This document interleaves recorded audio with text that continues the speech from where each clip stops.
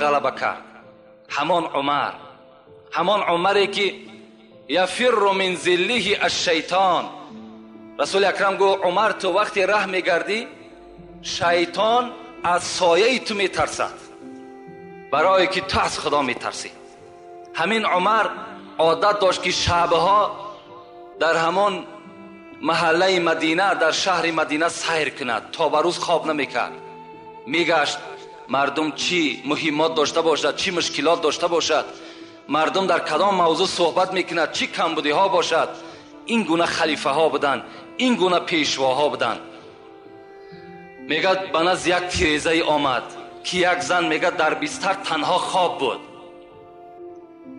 میگد به خودش میگفت خدایا من از تو میترسم و الا اگر نترسم آتش بر این جاگه خود میزنم، یعنی زنا میکنم. میگه این سخن میگفت چند مدت است. میگفت خدایا این چند مدت است شوهر من در حرب است، در محاربه است. خدایا کی ایره میاری میرسانی؟ اشتهای شوهر دارم، پروردگار را از تو میترسم و الا به زنا دست میزنم. میگه این سخن میگفت. عمر وقتی میگه این سخن شنید در وجودش یک لرزه پیدا شد. گفت در اصل انسان است آخه، اشتها دارد. در حال میگه پیش دخترش آمد حفصه. این در زمانی بود که پیغمبر که از دنیا گذشته بود، عمر در خلافت نشستگی بود. حفصه که زن پیغمبر خدا بود، دختر عمر بود. آمد گفت حفصه، گفت از تو یک چیز میپرسم. چی چیز؟ زن چند قدر طاقت دارد به شوهر؟ حفصه میگه حیا کرد. زنها ای وقتا هم حیا داشتند، زنها بی نهایت حیا داشتند. امروز بین خواهرای ما و شما در کدام سطح قرار دارند؟ ما و شما هم دهنامون پوشیدگی بار هم نمیگیم که امر خدا تا بجا بیار، از خدا بترس. حتی همین را نمیگیم، میترسیم، غیرت نداریم، نمیدانیم که فردا ما و شما را از این فرزندا میپرسند. اینا نمیگیم، اینا نمیفهمیم. میگه حیا کرد.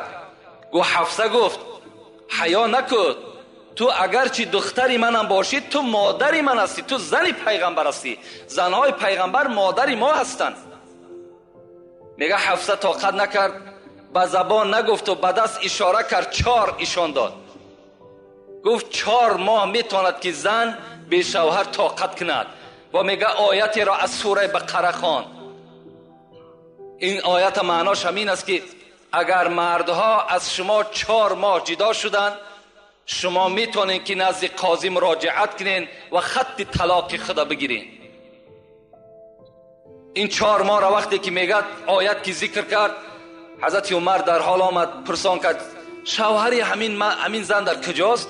گفتند در ایران جنگ میرود، در ایران است. حضرت در همونجا خط برآوردن که کدام سربازی که به جنگ میرود از 4 ماه زیاد در محاربه اشتراک نکند، 4 ماه پس نزد زنش حتمی حاضر شود. این سنت حضرت عمر است که در جنگ هایی که حضرت عمر تشکیل میکرد این سنت جاری کرده بود. از 4 ماه زیاد یعنی عسکر جنگ نکند، بلکه آمده زنی خودش خبر بگیرد. اینا بین این ترس خدا بود که حضرت اینا مشاهده کردند و اینا در عمل جاری کردند. یک شب میگد، یک قصه دیگرش میگیم انشاءالله، بعد دعا میکنیم. قصه های عمر بی نهایت زیاد است، بی نهایت زیاد است. یک شب میگد یک نماینده از شهر آذربایجان هم خیلی شهر قدیمینه است، از نماینده های پادشاه عرب امون آذربایجان یک نمایندهش نزد حضرت عمر روان کرد. خدا ترسی را من بر شما میگم. وقتی میگه این نماینده آمد شهر مدینه در رسید، شب بود. گفت خانه اگر عمر برم در شب تشویش می شود، شب در مسجد شب میگذرانم، سحر انشاءالله آن پیغامی که پادشاه بر من کرده است بر عمر میرسانم. شب میگه آمدم داخل مسجد در آمدم، همین نماینده آذربایجان. وقتی میگه در آمدم در مسجد نشستم، از یک گوشه مسجد میگه شب بی وقت بود، گریه می آمد، صدای گریه می آمد. کسی میگفت پروردگارا مرا ببخش، پروردگارا گناهایی که من کردم جملگی را ببخش، خدایا مرا از بندگی خود دور نساز، پروردگارا عاقبت کار مرا به خیر بساز. میگه هم تا کسی بود میگفت دعا میکرد، گریه میکرد. و ناگاه میگه من مشتاق شدم، از دعای او لذت میبردم. وقتی میگه دعاش تمام کرد و میگه در گوشه مسجد نشست، به نزدش قدم زنان رفتم و در پهلوش نشستم. گفتم ای عاشقی خدا، تو کی هستی؟ میگه حضرت به جانب من نگاه کرد، گفت من عمر ابن الخطاب هستم. میگه در وجودم یک لرزه پیدا شد، من آوازه عمر را شنیده بودم، عمر را ندیده بودم، در حالتی که عمر با پادشاه بود. میگه گفتم در این بیوقتی شب حضرت تو روز تا بیگاه مشغول هستی، شب چی میشود که راحت میکردی؟ حضرت میگه گفت ای برادر، اگر من شب خواب کنم حق این بندگی خدا را کی میکند؟ اگر روز به خواب برم حق این رعیت، حق این مردم کی به جا میارد؟ برای پسر خطاب خواب شب خواب روز حرام است. حضرت میگه هم تا مراجعت کردن، تا به روز میگه صحبت کردیم، سحر میگه بامداد یک جایه باز در همون مسجد خواندیم و میگه به جانب من گفت یگان پیغامی داشتی؟ میگه گفتم من از آذربایجان آمدم، از پادشاه خود یک هدیه برای شما آوردم، او را میخوام که به شما تسلیم کنم. حضرت عمر گفتن خوب میشود که خانه بریم، در خانه من شما را مهمانداری میکنم، هر پیغام و هر هدیه‌ای که داری اونجا من از شما قبول میکنم. حضرت دستی او را گرفتن، میگه به خانه آمدن. وقتی در خانه در آمدن، اون زمان میگه زنی حضرت عمر دختر علی بود، ام گلثوم. فریاد زد ام گلثوم این مهمان است، یگان طعام داشته باشی نزد ما بیار. ام گلثوم میگه صدا داد عمر در خانه به جز نان خشک و کمی از ملخ پختگی دیگر چیزی نیست. خانه پادشاه که از سه یک قسم دنیا در دست حضرت عمر بود، به جز نان خشک یک کمی از ملخ پخته دیگر چیزی نیست. در خانه پادشاه گوشت بریان نیست، در خانه پادشاه نان ملایم نیست، در خانه پادشاه یگان آش دمداختگی نیست، در خانه عمر پول نیست، مال نیست، در بانک ها پول ندارد. حضرت یک کمی خشک میگه نان آوردن. این نماینده آذربایجان میگه وقتی که من زیر دندان میماندم، دندان من در اون نان گذر نمیکرد، نمیگرفت، لیکن عمر میدیدم آهسته آهسته میگه همون نان میخورد. وقتی که بالایی که جای نشستم فقط زمین خالی بود، چیز پرتافتگی نبود. بعد از این میگه به جانب من گشت گفت چی هدیه داری؟ میگه لطمه کشاده کردم، همون روی ما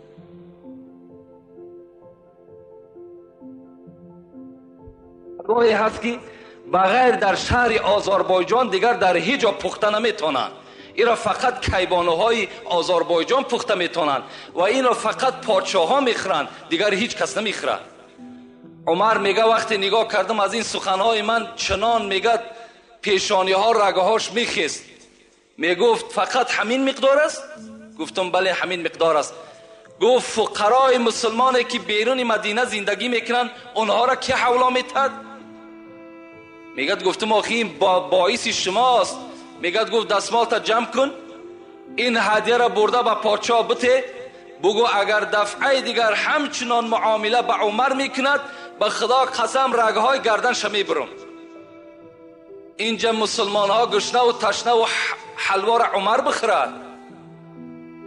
بین این خدا ترسی را بین. حضرت خوراک ملایم برای خود اختیار نمیکردن، برای که ترس خدا داشتن. رأس کل الامر مخافت الله، سر همه کارها ترس خدا هست. ما و شما باید که در خودمان ترس خدا را جایگیر بکنیم.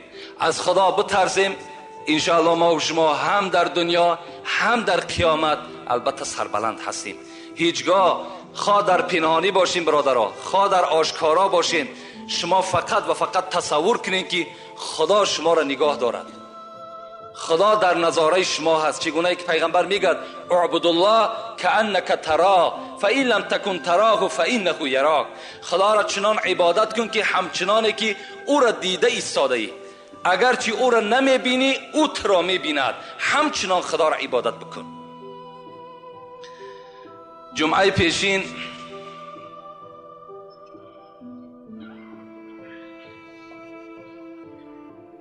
موضوع ما و شما درباره مرگ بود و شدت مرگ بود. این موضوع خیلی موضوع دراز مدت هم هست، زیرا که تمام کتابها در باب مرگ و شدت مرگ البته سخنها می رود. این جمعه هم که باشد انشاءالله این موضوع را بر شما خاتمه می بخشیم. اعوذ بالله من الشیطان الرجیم، بسم الله الرحمن الرحیم. منها خلقناکم و فیها نعیدکم و منها نخرجکم تارة اخرى. صدق الله العظیم. خدا بر ما و شما میگوید ای بندگان، شما از خاک آفریده شدید. یعنی پدر شما حضرت آدم خداوند از خاک خلق کرد. و فیها نعیدکم، شما را مادامی که من از خاک پیدا کردم میگد خدا، و فیها نعیدکم، باز شما البته به خاک مبدل میشین. خاک بودین، باز به خاک مبدل میشین. و فیها نعیدکم و منها نخرجکم تارة اخرى، باز از همین خاک روز قیامت وقتی که امر به زنده شدن شما می شود، شما باز از همین خاک سر می بردارین. شما از خاک پیدا شدین، به خاک رجوع میکنین، باز از همین خاک روز قیامت شما سر می بردارین. اگر چندی سلیمانی به خاک دهر یکسانی، اگر چندی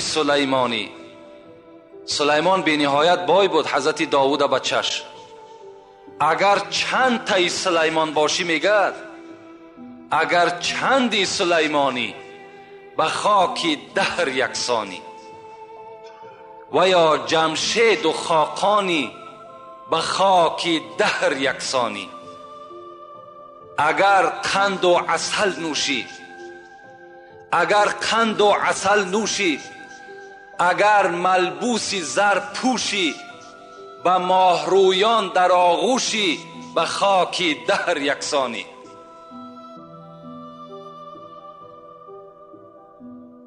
اگر قند و عسل نوشی، اگر ملبوسی زر پوشی، به ماهرویان در آغوشی، به خاک دهر یکسانی.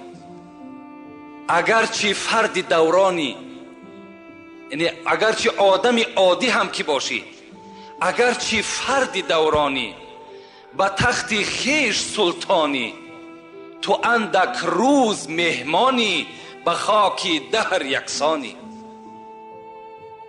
اگرچه شاه تورانی، اگرچه شاه تورانی، کی زور از شیر غرانی، پسند پهلوانانی، به خاک دهر یکسانی.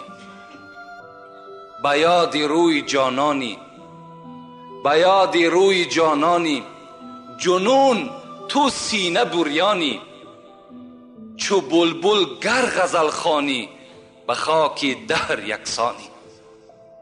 البته به البته از خاک بودیم، به خاک باز میگردیم، باز از خاک روز قیامت ما و شما سر میبرداریم. ایز خاکت آفریده خاکیا هوشیار باش، خاک بودی خاک گردی در منیان هوشیار باش. البته دنیا جای ابدیت نیست، دنیا جایی نیست که ما و شما ابدی زندگی کنیم. اگر از خلاصه مرگ همین ما و شما بفهمیم، همین قدر ما و شما بفهمیم که دنیا جای ابدی نیست، همین برای ما و شما کفایت کننده است.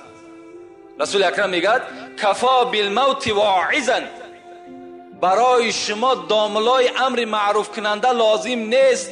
در صورتی که آدم عاقل تابوت بیند باید که عبرت بگیرد. میگه پیغمبر تابوت برای شما داملا هست، تابوت برای شما خود مولوی هست، همون خود برای شما عبرت هست. دنیا جای ابدیت نیست. زمان پیغمبر خدا بود، رسول اکرم میگه دائم نماز با جماعت که میخواند، پس میگشت به سوی مردم نمازخانه ها را نگاه میکرد و میپرسید فلانی کجاست، فلانی کجاست. یک مرد و زن بی نهایت در پشت رسول اکرم دائما نماز با جماعت ادا میکرد. یک روز میگه رسول اکرم بین این موی سفید و این عائله موی سفید که کمپیر بودن، اینها حرکت کننده به سوی نماز جماعت بودن. امروز خدا ما و شما را تن صحت داده است، سلامتی خوب داده است، مسجدهای کشاده که باز میگم غنیمت هستند، اینها را داده است. ما و شما به این قدر نعمت خدا نمیرسیم.